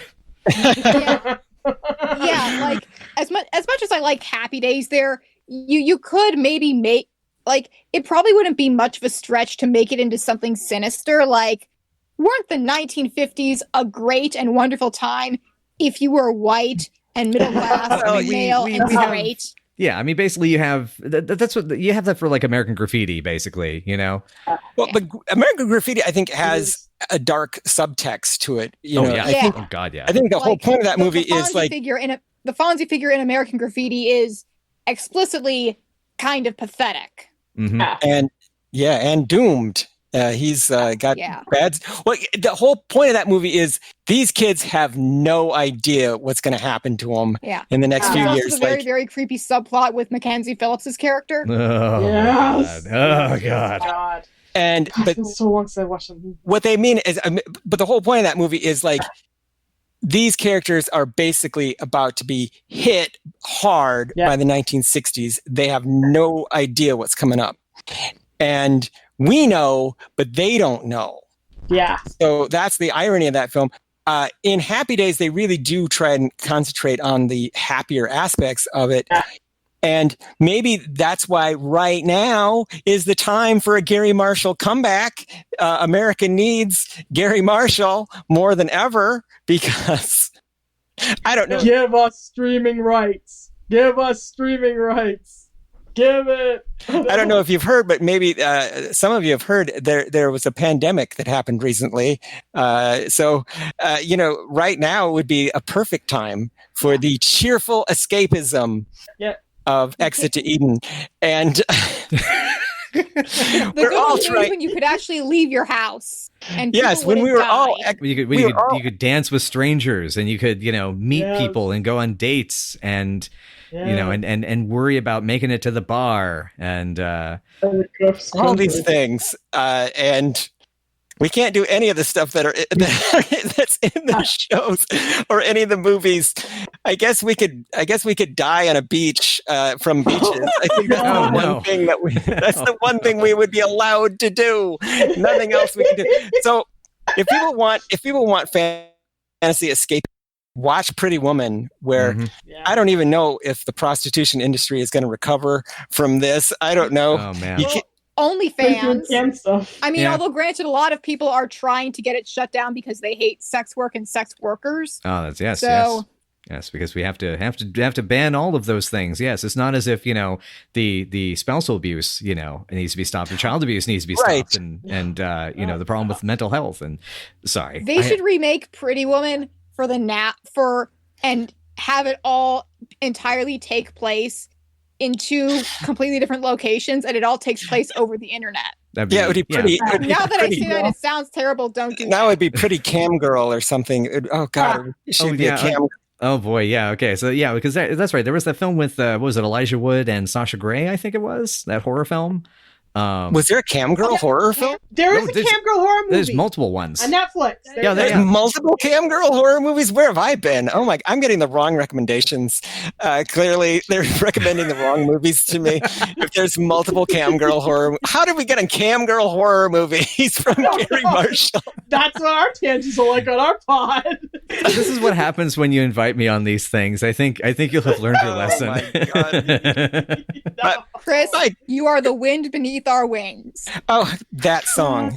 I have issues with that song. I have issues with the lyrics of that song. And Peter, you pointed it out. It's because the song is self-aggrandizing at the worst possible time. Your friend is dying. Don't compliment yourself. For 5 seconds. Here while I went and saw the world. Yeah. It must have been. If you can read those lyrics like in a mean voice, it totally works. It must have been cold there in my shadow. It's so mean. It's the meanest song. It's the meanest song ever written. It's the cruelest song. It's like a person's dying and you're making fun of them for not being famous in like their last 5 minutes on Earth. Well, way to go, Bet. I hate that song. I love that movie. I've seen Beaches a bunch of times. Not in years, unfortunately, but I did see it a bunch of times. But I have problems with that song. But they had to use it to be like the emotional climax, I think, of this special. I think it's used that way, isn't it? Yeah. I think it's kind of, yeah. Yeah. The last kind of orchestral movement, which is really lovely. If you listen to it, it moves from Happy Days into Laverne and Shirley into Mork and Mindy, and I think it has Beaches in there. There's Wind Beneath My Wings, and then it goes to Princess Diaries. That's the last orchestral suite that ends the documentary. Yeah, that was really well handled. That was another nice. I was going to say, sadly, the IMDb information for Happy Days of Garry Marshall isn't up yet, because I would love to know who arranged that piece, because the arrangement of that was beautifully executed. Yeah, that was one aspect of it that was really, really well handled. And using those themes in sad ways is something that I don't know if Laverne and Shirley does it much. Yeah. Happy Days does it all the time. There's a sad version of the Happy Days theme that when something sad happens. Is there one for Laverne and Shirley? Definitely. They definitely have a sad arrangement of the theme. It gets used at certain moving points during the show. Specifically during the New Year's Eve episode, and I think it's during one of the really super... did they use it during Why Did the Fireman? I'm trying to remember. That's coming. Chris doesn't know about that yet. Chris I actually accidentally read about that spoiler, so I do know a little bit about what's coming there. That wasn't my fault. Sorry.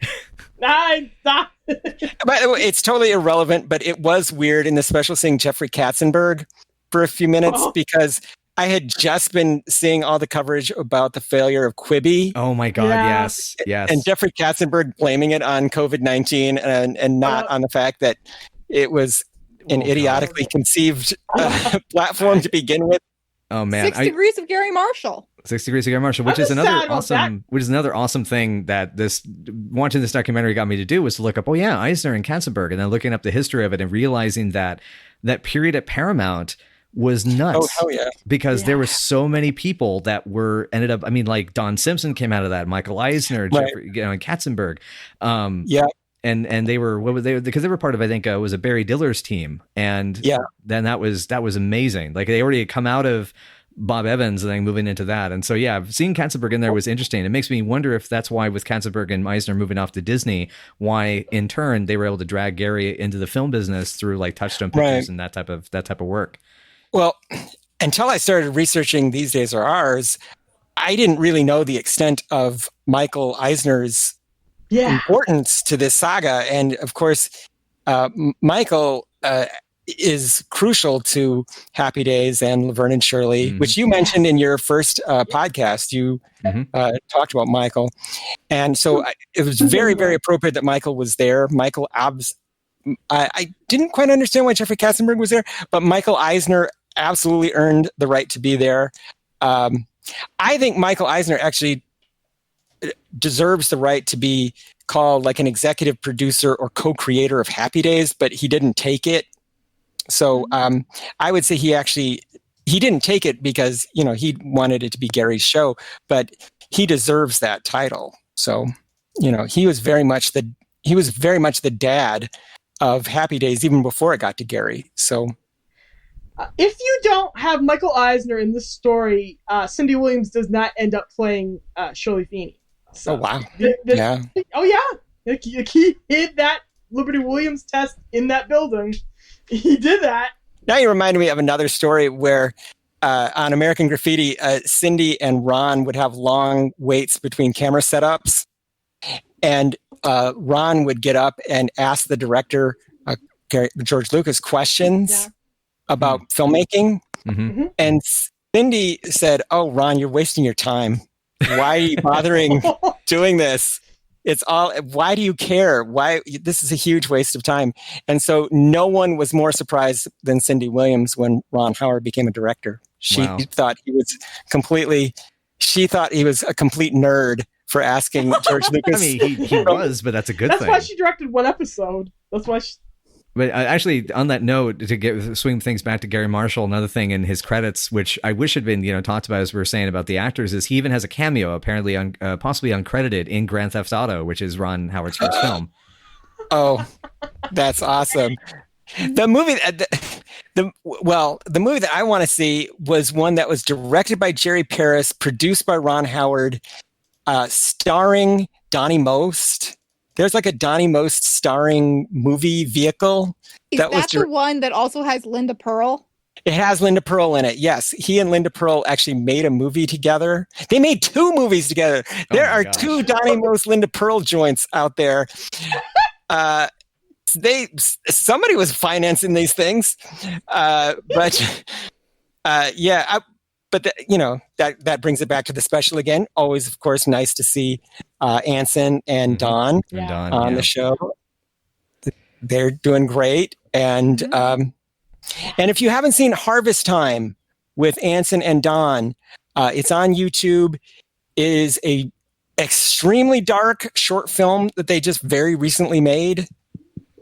Harvest and the harvest in Harvest Time refers to the harvesting of organs, if that gives you any hint about the darkness of this. But it is the darkest possible story. But Ron and Donnie Most and Anson Williams are in a movie about organ harvesting. It's on YouTube. Highly recommended. That's all I have to say about it. So another underground, kind of small little gem of a movie with organ harvesters in it. So it's another Mute situation. Got it. Awesome. On the list now. It's very talky. I think it was supposed to be originally like a one-act play that they just did on stage, but then they couldn't tour with it, so they filmed it and uploaded it to YouTube.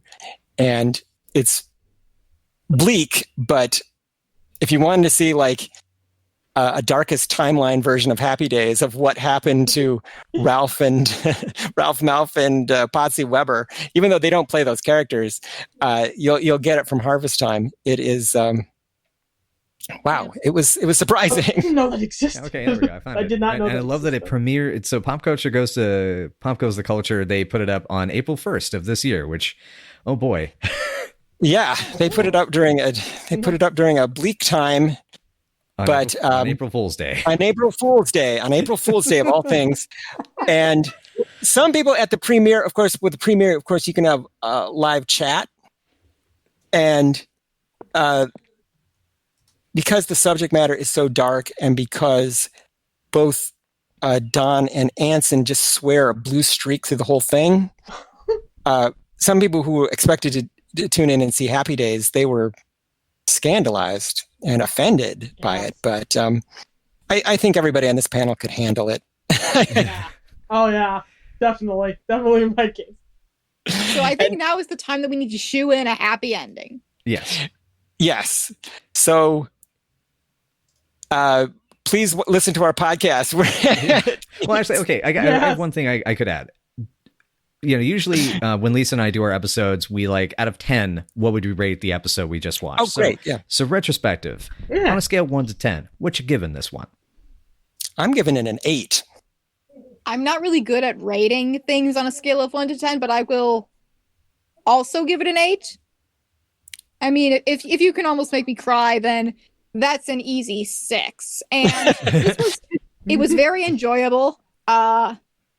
It was a lot of fun seeing all of these people who clearly had a lot of respect and love for Garry Marshall come together to reminisce. So, 8 out of 10. We got 2 8s. For me, it's a 9. Whoa! Nice. Okay. I lost it. Like when Michael said the last thing he said when he saw Garry Marshall was that he thanked him for his life. Oh my god! We didn't even talk about Michael McKean's interview on there. God, he's so good. It was really good. It was just nice to see David too. David, it was great seeing David, and that's why I recommend the Lenny and Spiggy origin story on YouTube. It's David tells the story. So we have 2 8s and a 9. And I'm gonna rock it home with. I'm gonna go ahead and give it an 8.5. And sometimes I do that just to shake things up. But also it's a case of it's on a good day. I would say that because it's something that is. I have to be in the right mood and right mindset to watch something like this. Partly because of the fact that it is, it's very fluff in the first half. It's really emotional in the second half. Yeah, but it's a case of that. I mean, my mom wanted to watch this as well because she, watched these shows when she was young, when she was kind of getting into her 20s, and so it's a case of she wants to watch it. I'm going to happily watch it again with her. I will definitely recommend it to people who are fans of Garry Marshall. Like anybody who gets into either of our shows, I would absolutely recommend this piece to because because I knew so little going into it. This felt like an awesome starter pack, and then doing the research of the last few like basically about the last 24 hours, research. For sure. Yeah. It really it gets you started, and then you get to go into the rabbit hole of Wikipedia and articles and people's Twitter accounts and other podcasts. So it's really good. That's you point out something amazing about it, which is that if you want a Garry Marshall starter kit, you can't really do better than the Happy Days of Garry Marshall. It's a great place to start with him. So it's a great introduction, sampler platter, if you will, of his shows and movies. So, yeah. Yeah. Yeah, really, truly. Yeah. All right. Listen to our podcasts. They're very good. Mm-hmm. Night After Night only has 2 episodes out now, I believe. Three. So we just put 3. Oh, you're on 3. Awesome. Okay. Yep. Rolling for 3 Raspberries episodes. just went up today. You can. Now is a great time to get started with it. And our show, I think we just posted our 79th or 80th. I think we're about to post our 80th episode. Wow. Oh my God, 80 shows. Man, you both have so much more to go through, right? Oh my God, we're not even a third of the way. It is like we are trying to dig through a glacier with a spoon. Basically, is what we're trying to do here. We're never going to make it, but we are 80. We are 80 episodes in, and I think our show is. I think we're actually learning how to do it even better than we were when we started. Our first few podcasts, I think, are bad. I think are actually pretty bad. So we figured it out as we went along. Yeah. So definitely, if you're coming over from Night After Night, don't start with 1. Start with like 79 and 78 and 77. Start with those. Don't start with 1, please. Come on, man. You can't be that hard on yourself here. You're supposed to be market. You have to market. I would say I would want to market people to listen to our new ones. I would say that's where I would want to say. I do call I call my old blog post golden classics from the archives on my blog. So our first few episodes, I call those golden classics as well. So if you enjoy our new ones, then take time to enjoy our golden classics from the archives. But please do start with the new ones. You won't miss anything. It's not like a continuity show. It's not like it's not heavily serialized. It's not like, I wouldn't be able to follow this. You'll be able to follow it. We explain everything. It's not the continuing story of a Cunningham who's gone to the Fawns. Yeah, it's not at all. So, and even that one, what was that, Veterinarian Hospital? Veterinarian's Hospital, yeah. Yeah, like even that, I don't think there's a continuing story. That's part of the joke, I think, because that's part of the joke is that there isn't one. Right. Well, there's a fake soap opera on SCTV where it does have a continuing story where you do have to follow it from the beginning to the end. So, but anyway, now I'm way off the track. But yeah, definitely listen to both of our shows. And Daniel Budnick was not able to be here, and he has a Happy Days podcast as well. I wish I had a link to it, but look for Eventually Super Train. Which is the name of his main podcast, and that will get you a link to his Happy Days podcast. Mm-hmm. So, Daniel, we tried to work you into this, buddy, but he couldn't make it. So, well. We talked about this for 2 hours, and we're just now bringing you up. Yeah, that's a little. I'm a little red in the face about that one. Yeah. Sorry, Daniel. We forgot about you for these 2 hours because we had cam girl horror movies to talk about. Yeah, it's fitting because I gotta go watch Grindhouse movies for my other podcast I work on. All right, I just reviewed a Swedish horror movie yesterday. So after we're recording, you got to tell me which one. All right, I will. All right, are we done? I think we're done. All right, thanks everybody. Yeah. All right, thank you. Oh, while I have you on the line, do either of you? There was a Laverne and Shirley pitch pilot that was shot on the set of Happy Days. It's like 15 minutes. Do either of you have it? It has never surfaced. And I want it to surface so badly. I'm pretty sure it never made DVD cut. It's not anywhere. The only thing that exists are pictures on Getty. There's a ton of pictures on Getty of both versions. Because there's like a broken like YouTube link, or there's like a broken Daily Motion link. I hate Daily Motion. Oh no, yeah. Daily Motion is made to like torture you. If you do you hate yourself and want to watch a video, use Daily Motion. But yeah, I keep hoping for that thing to resurface. Well, I had hoped maybe Laverne and Shirley super fans would have it, but oh well. I want it desperately. I've never seen it. I want that desperately, out there. There was apparently a script that was written in season 7, which was supposed to be the series finale. It existed and was going to be shot. The script is out there, along with this script that I can't remember who wrote for a Laverne and Shirley movie. Never happened. Laverne and Shirley movie. Oh my god. Just reading of that.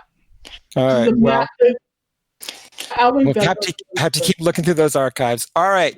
Well, thank you guys for all coming on this Happy Days of Garry Marshall special episode podcast. It was great bringing some of the Laverne and Shirley Happy Days podcasting community together. Yeah. Yeah. Yeah. All right. And if anybody else there wants to start a Mork and Mindy podcast, yeah, we're here for you. Yes. How fun did Mork and Mindy look in those clips, man? Mork and Mindy is like the funnest show. I kept wishing, like, why aren't we reviewing that thing?